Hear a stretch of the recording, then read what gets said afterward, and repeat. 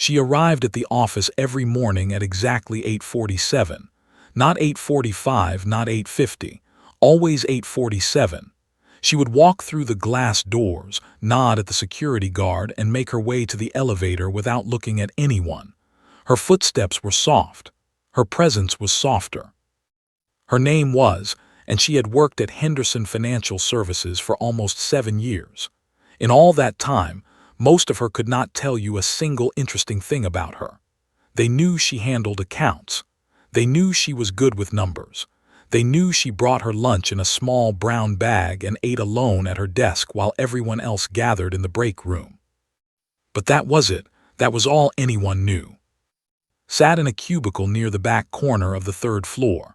The walls of her workspace were bare except for a small calendar and a faded photo of a beach she had never explained to anyone.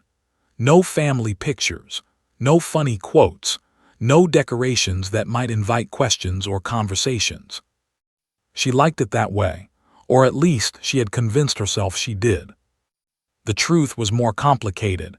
The truth always is. Every day would finish her work quietly and efficiently. She rarely made mistakes. Her reports were always on time. Her supervisors appreciated her reliability, even if they sometimes forgot her name in meetings. She was the kind of employee who kept things running smoothly in the background, like a machine that nobody notices until it stops working. At exactly 5:00 p.m., she would shut down her computer, collect her things, and leave. She never stayed late for office parties. She never joined the group lunches on Fridays. She never participated in the birthday celebrations that seemed to happen every other week. People stopped inviting her after a while. They assumed she was shy. They assumed she preferred to be alone. Some of them thought she was cold or unfriendly. A few even whispered that she thought she was better than everyone else. None of them were right, but never corrected them. She just kept her head down and did her job. What her did not know was what happened after 5:00 p.m. What they did not know was the life she lived outside these gray walls. Every evening would take the bus home to a small apartment on the 4th floor of an old building. The apartment was nothing special from the outside. Cracked paint on the door. A hallway that smelled like cooking oil and laundry detergent. Neighbors who played their televisions too loud. But inside her apartment, everything changed. The walls were covered with pictures, old concert programs, faded newspaper clippings in a language most of her would not recognize. There were shelves filled with music books, their spines cracked from years of use. In the corner sat an old keyboard, its keys yellowed with age but still perfectly in tune. And every night, when the world outside grew quiet, would sit at that keyboard and play. She would close her eyes and let her fingers move across the keys, and the music would pour out of her like water from a broken dam. Then she would sing. Her voice was not the small, hesitant thing her might have imagined. It was full and rich, trained by years of practice, shaped by teachers who had once called her gifted.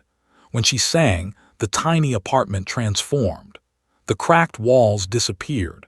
The noisy neighbors faded away. There was only the music and the memories it carried. She sang in Portuguese, the language of her childhood. She sang arias that her mother had taught her before everything fell apart. She sang songs that reminded her of a time when her life had been full of possibility, when stages and spotlights had been her future, when people had looked at her and seen something extraordinary. But that was a long time ago. That was before her mother got sick, before she had to leave school, before she moved to this country with nothing but a suitcase and a heart full of grief, before she learned that survival sometimes meant becoming invisible. At work, nobody suspected any of this. How could they? The woman they saw every day was quiet and forgettable. She wore plain clothes in muted colors. She spoke in a voice barely above a whisper. She never laughed too loud or smiled too bright. She had learned to make herself small. She had learned that being noticed could be dangerous, that standing out invited questions she did not want to answer. So she hid in plain sight, year after year, letting the world believe she was nobody special. But the music never left her. It lived in her chest like a second heartbeat, constant and undeniable. Sometimes, in the middle of a meeting, she would hear a melody in her head so clearly that she had to grip the edge of her desk to keep from humming along. Sometimes, walking through the office, she would feel the urge to open her mouth and let the sound escape. She never did. She always swallowed it down. One afternoon, about a month before everything changed, overheard a conversation in the break room. Two women from the marketing department were talking about the company's annual charity gala. It was a big event, apparently. The CEO would be there. Important donors would attend. There would be dinner, speeches, and some kind of talent show. "Are you going to sign up?" one of the women asked. "Maybe," the other replied. "I've been practicing a comedy routine. What about you?" They laughed and continued talking about who else might perform. A manager was planning to play guitar. Someone from IT wanted to do magic tricks. A group from Human Resources was rehearsing a dance number. Listened from her desk, pretending to focus on her computer screen. A talent show. The words echoed in her mind long after the women had left. For a moment, just a moment, she imagined herself on that stage. She imagined opening her mouth and letting her real voice fill the room. She imagined the looks on their faces when they realized that the quiet woman from accounting was something more than they had ever guessed. Then she shook her head and went back to her spreadsheet. That was foolish. That was impossible. She had spent 7 years building this invisible life. She was not going to throw it away for a company talent show. Besides, nobody had asked her to participate. Nobody even remembered she existed. She finished her work, shut down her computer at exactly 5:00 p.m. and went home to her apartment. That night, she sat at her keyboard and played for hours. She sang until her throat was raw, until the ache in her chest finally eased. Outside her window, the city hummed with life. Somewhere out there, people were laughing, talking, being seen, but stayed in her corner, hidden away, singing songs that nobody would ever hear. She had no idea that in just a few weeks, everything would be different. She had no idea that a single moment of courage would change the course of her entire life. But for now, she was still the invisible woman, the quiet one, the nobody. And she had almost convinced herself that this was enough. The charity gala was only 3 days away, and the entire office was buzzing with excitement. Decorations were being planned. Seating charts were being argued over. The event coordinator, a woman named who worked in Human Resources, had been running around the building like someone whose hair was on fire. Watched all of this from her quiet corner. She had no involvement in the planning. Nobody had asked for her help with decorations or logistics or anything else. She was fine with that. She preferred to stay out of the chaos. But she could not help noticing the tension building in the air. Something was wrong. She could see it in the way kept checking her phone with a worried expression. She could hear it in the hushed conversations that stopped whenever someone walked by. On Tuesday morning, the news finally broke. The headline act for the talent show had canceled. His name was Mr., a senior manager who had been practicing a guitar medley for weeks. Everyone knew about it because he had been telling anyone who would listen. He had even brought his guitar to the office a few times to rehearse during lunch, filling the break room with classic rock songs while his colleagues clapped politely. But now Mr. was gone. A severe case of laryngitis had taken his voice completely. The doctor had ordered him to rest and not speak for at least a week. There would be no guitar medley. There would be no performance. Was devastated. Overheard her talking to another colleague in the hallway near the supply closet. She had not meant to eavesdrop. She had only gone to get more printer paper, but their voices carried, and she could not help but listen. "This is a disaster," was saying. "The CEO is coming. We have donors flying in from 3 different states. The talent show is supposed to be the highlight of the evening, and now our main act just vanished." "Can someone else fill in?" the other woman asked. "Who? The magic guy from It. He's fine, but he's not exactly a showstopper. And the dance group still doesn't know their routine properly. I've seen them practice. It's a mess." Let out a long sigh. "I need someone who can actually perform. Someone who can hold the stage and make people pay attention. But everyone who signed up is already doing something, and none of it is strong enough to carry the show." The other woman made a sympathetic sound. "Maybe you could just skip the talent show this year." "I can't, it's tradition. The CEO loves it. If we cancel, it'll look like we couldn't get our act together." They continued talking but had stopped listening. Her heart was pounding in a way that made no sense. This had nothing to do with her. She was not part of the talent show. She had not signed up. Nobody expected her to do anything. And yet, the thought appeared in her mind like a spark in dry grass. Before she could stop it, it had already caught fire. She could sing. She could walk up to Right Now and offer to help. She could fill that empty slot. She could step onto that stage and show everyone what she had been hiding for 7 years. The idea terrified her. Her hands started to shake. She gripped the package of printer paper so hard that the plastic wrapper crinkled loudly. No, this was crazy. She could not do this. She had spent years making herself invisible. She had worked so hard to disappear into the background, to become someone nobody noticed or remembered. Why would she throw all of that away for a company talent show? But the spark would not go out. It burned in her chest, hot and insistent. She thought about her apartment.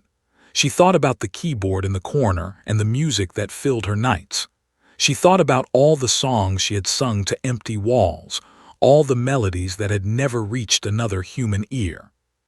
She thought about her mother, who had always believed she was destined for something more. "What are you so afraid of?" The question echoed in her mind in a voice that sounded like her own, but also like someone else's. Someone she had lost a long time ago. Stood in the hallway for what felt like hours but was probably only a minute, and the other woman had finished their conversation and walked away. The hallway was empty now. The moment was passing. She could go back to her desk. She could pretend she had heard nothing. She could continue being invisible for another 7 years or 17 or the rest of her life. Or she could take one step forward. Her feet moved before her brain could stop them. She walked down the hallway towards office. Her legs felt like they belonged to someone else. Her heart was beating so fast she thought it might burst out of her chest. She found sitting at her desk, staring at her computer screen with a look of defeat. When appeared in the doorway, glanced up with tired eyes. "Can I help you?" she asked. Her voice was polite but distracted. It was clear she had more important things on her mind than whatever the quiet woman from accounting might need. Opened her mouth, nothing came out. Waited for a moment, then turned back to her screen. "If it's about expense reports, you can send me an email and I'll look at it after the gala." "I could sing." The words escaped before could catch them. They hung in the air between them, small and fragile. Looked up again. This time there was a flicker of something in her eyes. Confusion maybe, or surprise. "I'm sorry." For the talent show. His voice was barely above a whisper. "I heard that Mr. had to cancel. I could fill in. I could sing something." There was a long pause. Studied her face as if trying to figure out if this was some kind of joke. Could see the doubt forming behind her eyes. She knew what was thinking. The quiet woman from accounting. The one who never speaks in meetings. The one nobody remembers. "You sing?" asked carefully. "Yes." "Have you performed before, in front of an audience?" Hesitated. How could she explain? How could she describe the stages in, the competitions she had won as a teenager, the life she had left behind? It all seemed so distant now, like a dream she had once had about someone else. "A long time ago," she finally said, "but yes, I've performed." Leaned back in her chair. She was clearly trying to be polite, but could see the skepticism written all over her face. This was not what she had hoped for. This was not the solution she had been praying for. But she was desperate, and desperate people take chances they would never normally take. "Okay," said slowly, "what would you sing?" "An aria. It's called Oh, it's from an opera." His eyebrows went up. "Opera?" "Yes." Another long pause, glanced at her computer screen, then back at. She was weighing her options. She was calculating the risk. A nobody from accounting singing opera at the company gala. It could be wonderful, or it could be a complete embarrassment. Finally sighed. "All right, you're on, but keep it short, okay? 3 minutes, maybe 4, something simple." Something simple. Almost smiled at that. There was nothing simple about what she was feeling right now. There was nothing simple about the door she had just opened. "Thank you," she said quietly. She turned and walked back to her desk. Her hands were still shaking. Her heart was still racing. But somewhere deep inside her, in a place she had almost forgotten existed, something was waking up. She had 3 days to prepare. 3 days to find the courage she had buried years ago. 3 days until everything changed. The 3 days before the gala passed in a blur of anxiety and sleepless nights. Went through her usual routine at the office. She arrived at 8:47. She sat at her desk. She worked on her spreadsheets and answered her emails and pretended that everything was normal, but inside, her mind was somewhere else entirely. What had she done? What had she been thinking? Every time she remembered that conversation with, her stomach twisted into knots. She kept replaying the moment in her head, searching for a way to undo it. Maybe she could say she was sick. Maybe she could claim there was a family emergency. Maybe she could just not show up and hope everyone would forget she had ever volunteered.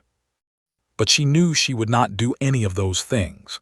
She had made a promise, and somewhere beneath all the fear, there was a tiny voice telling her that this was supposed to happen, that she had been waiting for this moment for 7 years without even knowing it. At home, she practiced every night until her voice grew tired. She stood in front of her bathroom mirror and sang the aria over and over again, watching her own reflection as if it belonged to a stranger. The woman in the mirror looked terrified, but she also looked alive in a way that had not seen in a very long time. She pulled out old recordings of herself from a box in her closet, videos from her teenage years, back when she used to compete in singing competitions across Brazil.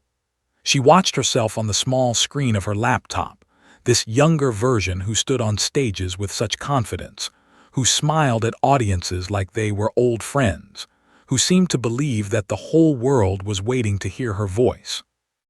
That girl felt like a ghost now, a memory of someone who no longer existed. But maybe she was still in there somewhere. Maybe she had just been sleeping. The night before the gala, could not eat. She made herself a small dinner but only managed a few bites before pushing the plate away. Her apartment felt smaller than usual, the walls pressing in on her. She sat at her keyboard but could not bring herself to play. Instead, she looked at the old photograph on her shelf. Her mother smiled back at her from behind the dusty glass. It had been taken years ago, before the illness, before everything changed. Her mother was standing in a garden somewhere, her hair blowing in the wind, her eyes full of light. She had been the one who first taught to sing. She had been the one who sat through every lesson, every rehearsal, every competition. She had believed in her daughter's voice more than anyone else in the world. And when she died, she took that belief with her. Had stopped singing after the funeral, not right away, but slowly, piece by piece. The joy had drained out of it. The music that had once felt like breathing started to feel like drowning instead. Every note reminded her of what she had lost, of the empty seat in the audience where her mother should have been. So she stopped. She packed away her dreams along with her mother's belongings. She moved to a new country, got a quiet job, and built a life where nobody expected anything from her. It was easier that way, safer. But the music never really left. It just went underground, hiding in the corners of her heart, waiting. Now it was clawing its way back to the surface, and did not know if she was ready. The day of the gala arrived gray and cold. Woke up early after barely sleeping at all. She showered, dressed, and went to work like it was any other day, but nothing felt normal. The fluorescent lights seemed too bright. The hum of the office felt too loud. Every time someone walked past her desk, she flinched like they might suddenly ask her about tonight. Nobody did. Nobody even looked at her twice. To them, she was still invisible. They had no idea what was coming. The gala was being held at a hotel downtown.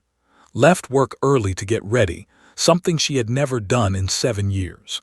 She went home, changed into a simple black dress she had bought years ago and never worn, and stared at herself in the mirror for a long time.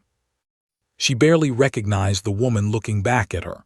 There was color in her cheeks, a spark in her eyes that had not been there yesterday. Fear, yes, but something else too, something that might have been hope. She took a taxi to the hotel.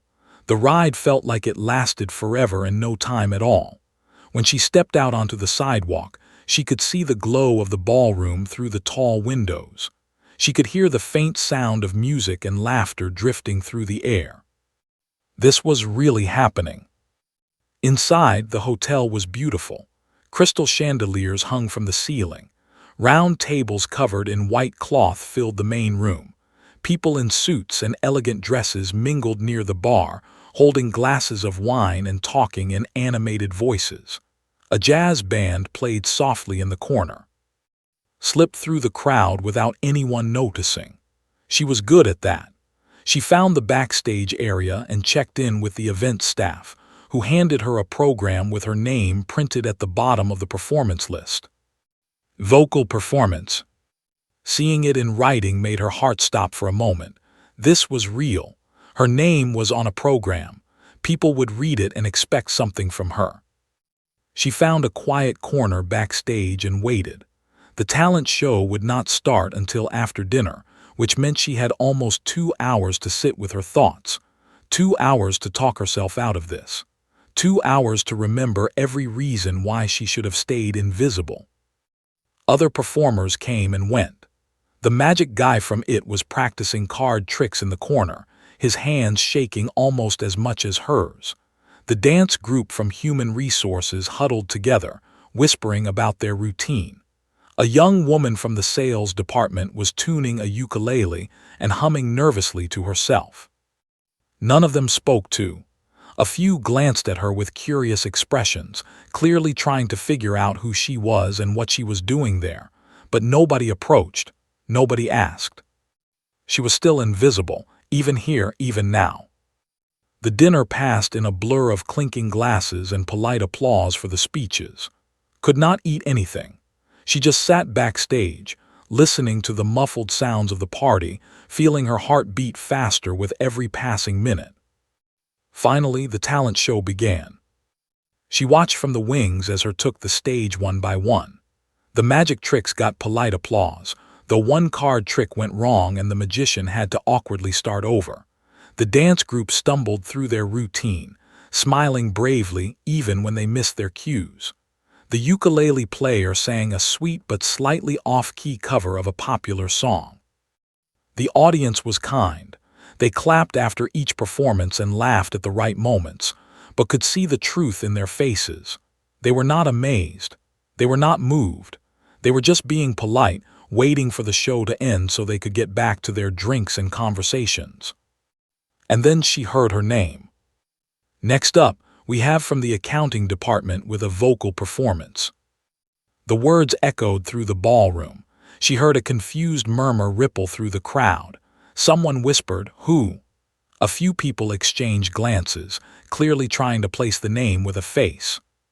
Stood frozen in the wings. Her legs would not move.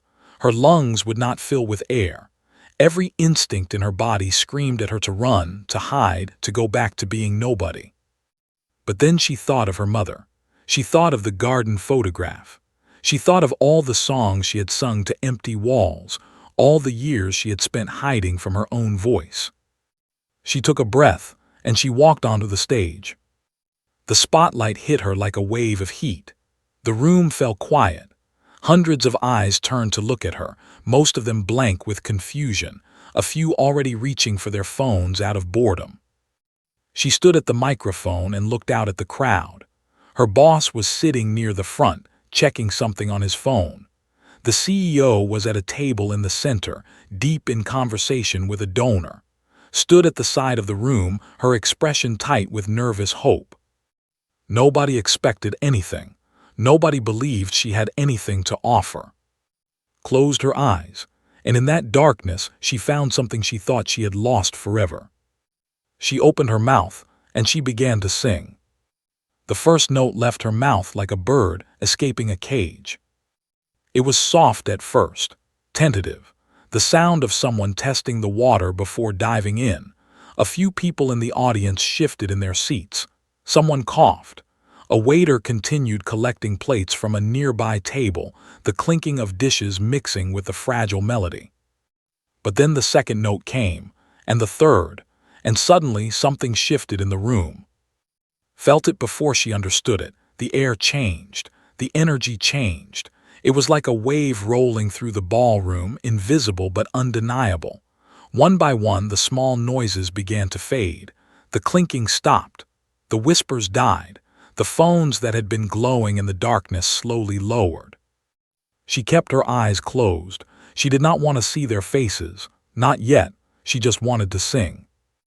The aria poured out of her, each phrase building on the one before. Oh, the words were Italian, but the emotion needed no translation. It was a daughter's plea to her father, a song about love and longing and the desperate hope that someone would understand. Had sung this aria hundreds of times in her life, in practice rooms, in competitions, in her tiny apartment with no one listening. But tonight it felt different.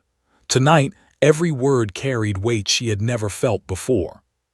She thought of her mother. She thought of the hospital room where she had held her hand for the last time. She thought of the funeral where she could not sing because her voice had abandoned her completely.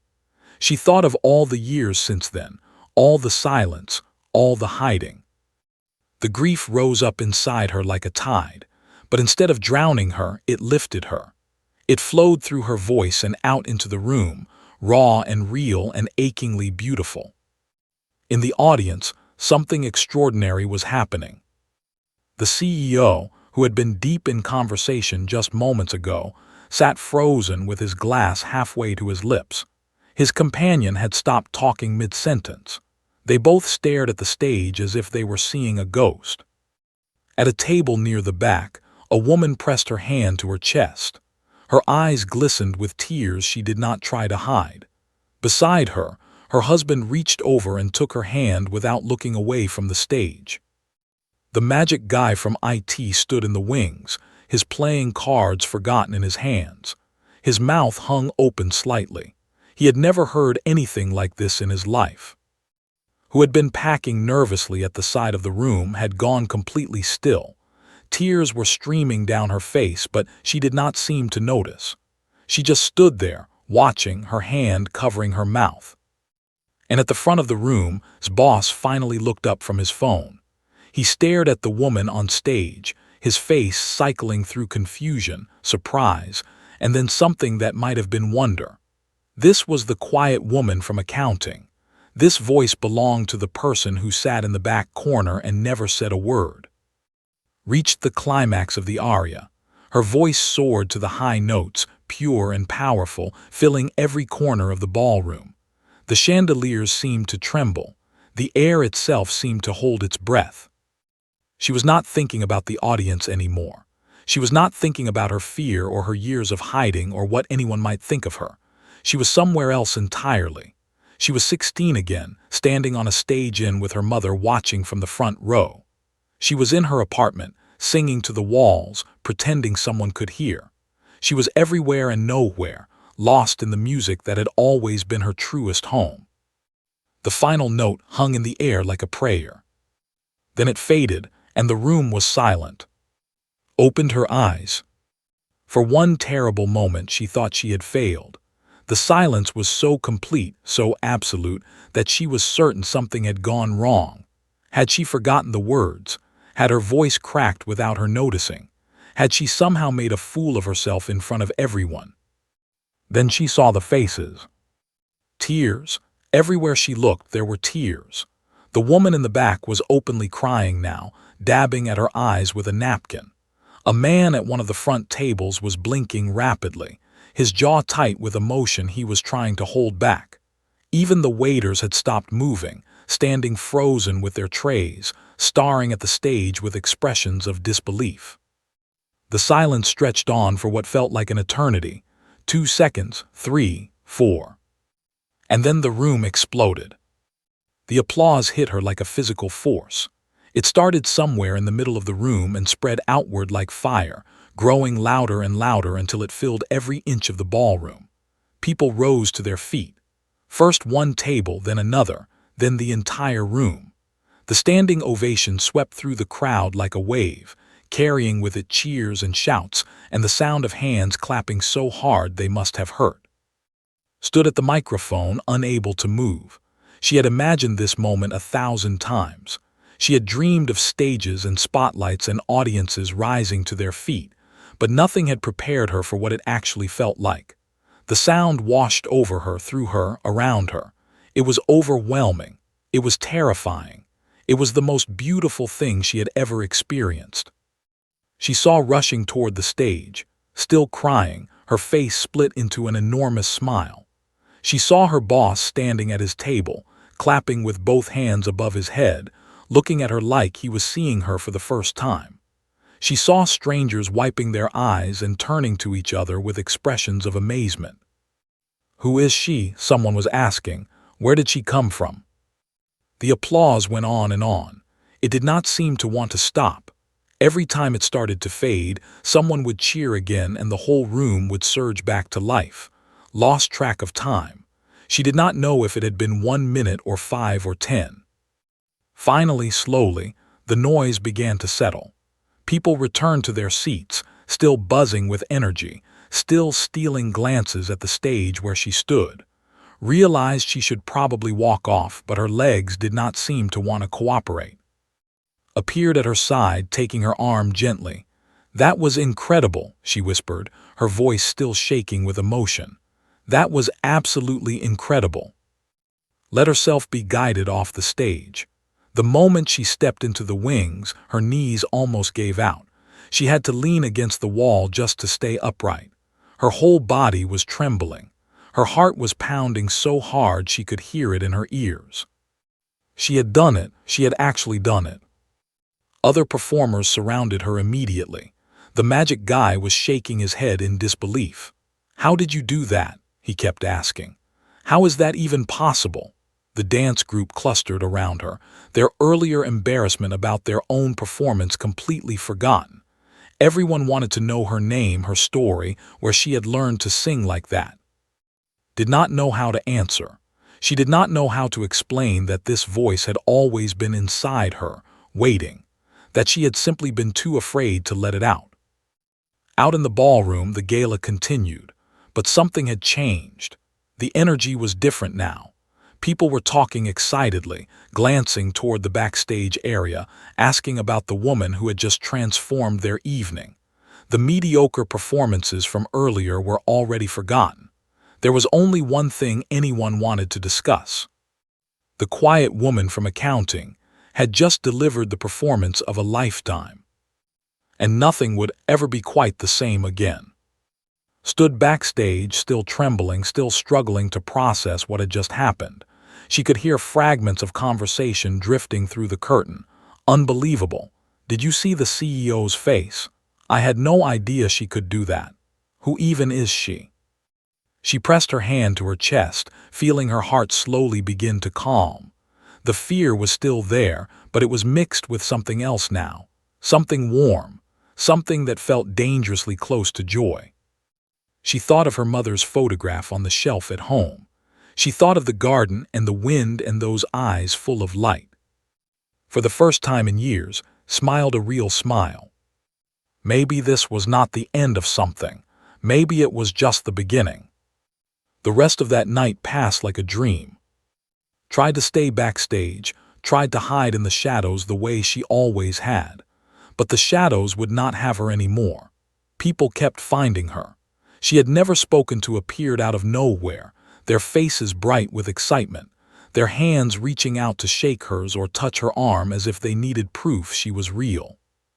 That was the most beautiful thing I've ever heard, a woman from the legal department told her, tears still fresh on her cheeks. Why didn't you ever tell anyone you could sing like that? Did not have an answer. She just smiled and nodded and tried not to fall apart. The CEO himself came backstage to find her. He was a tall man with silver hair and the kind of presence that made people stand up. Had seen him maybe twice in 7 years, always from a distance, always surrounded by important people. Now he was standing in front of her, looking at her like she was the most important person in the building. "Young lady," he said, shaking her hand firmly, "I have attended dozens of these galas. I have seen hundreds of performances, but I have never experienced anything like what you just did. You have a gift, a rare and extraordinary gift." Thanked him, her voice came out small and shaky. She was not used to being seen like this. She was not used to mattering. The gala ended eventually, but the night did not. A group of invited her to join them at a bar down the street. She almost said no. The old would have said no, but something had shifted inside her, something that made her say yes instead. She sat at a table surrounded by people who had worked in the same building as her for years but had never really known her. They asked questions about her life, her past, her singing. For the first time in 7 years, she answered them.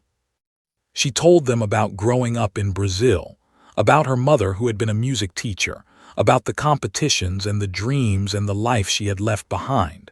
She did not tell them everything. Some wounds were still too fresh, too private, but she told them enough, and they listened like every word was precious. It was past midnight when she finally got home. Her apartment felt different somehow. The same cracked walls, the same old furniture, the same photograph of her mother on the shelf, but the air was lighter. The silence was gentler. She walked over to the photograph and picked it up carefully. Her mother's smile looked the same as always, but tonight could have sworn there was something new in those eyes, something that looked like pride. "I did it, Mama," she whispered. "I finally did it." She went to bed that night and slept more peacefully than she had in years. The next few days were strange and wonderful and terrifying all at once. When arrived at work on Monday morning, everything had changed.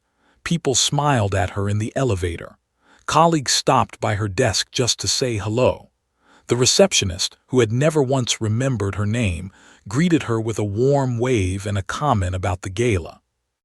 Even her boss came to see her. He stood awkwardly by her cubicle, hands in his pockets, looking at her like he was meeting her for the first time. "I owe you an apology," he said. "I've worked with you for years and I never knew, I never even asked. That's on me." Did not know what to say. She had spent so long being invisible that she had forgotten what it felt like to be acknowledged. It was uncomfortable. It was overwhelming. But somewhere beneath all that discomfort, it also felt right. The video changed everything. Someone at the gala had recorded her performance on their phone. The footage was shaky, the sound quality far from perfect. But none of that mattered. What mattered was the voice. What mattered was the moment when a room full of people stopped everything to listen to a woman nobody had noticed before. The video was posted online the morning after the gala. By Wednesday, it had been viewed over 50,000 times. By Friday, that number had grown to 500,000. News outlets picked up the story. Headlines spread across social media. Accountant stuns with opera performance. The hidden voice no one saw coming. Company gala gets unexpected star. Watched the numbers climb with a mixture of wonder and fear. She had not asked for this kind of attention. She had only wanted to sing one song, but the world had decided it wanted more. The messages started pouring in. Emails from strangers who had seen the video and been moved to tears. requests from local theaters and community groups asking if she would perform. A music producer reached out, asking if she had ever considered recording professionally. A journalist wanted to interview her for a feature story about hidden talents and second chances. It was too much. It was not enough. It was everything she had ever wanted and everything she had been running from for the past decade. She did not say yes to everything. She was not ready for that, but she said yes to some things. Small things at first. A performance at a local charity event. A guest spot at a community theater production. A short interview for a feel-good segment on the evening news. Each time she stepped onto a stage, the fear was there. It never fully went away. But the music was stronger than the fear. It always had been. She had just forgotten. Months passed. Life settled into a new rhythm. She still worked at Henderson Financial Services. She still arrived at the office and sat at her desk and did her job. But she was no longer the invisible woman in the back corner. She was the woman who had reminded everyone that extraordinary things could hide in ordinary places. People talked to her now. They invited her to lunch. They asked about her weekends and her performances and her life outside of work. Some of them became friends. Real friends, not just who happened to share an elevator. She started teaching voice lessons on the weekends. Just a few students at first, young people who dreamed of stages and spotlights the way she once had. She taught them technique and breath control and all the things her mother had taught her. But more than that, she taught them to be brave. She taught them that hiding was a choice, and that sometimes the scariest thing you could do was also the most important. One evening, almost a year after the gala, sat at her keyboard in her small apartment. The sun was setting outside, painting the walls in shades of orange and gold. She played a soft melody, something slow and gentle, and let her voice drift through the room. She was not performing for anyone. There was no audience, no applause, no cameras.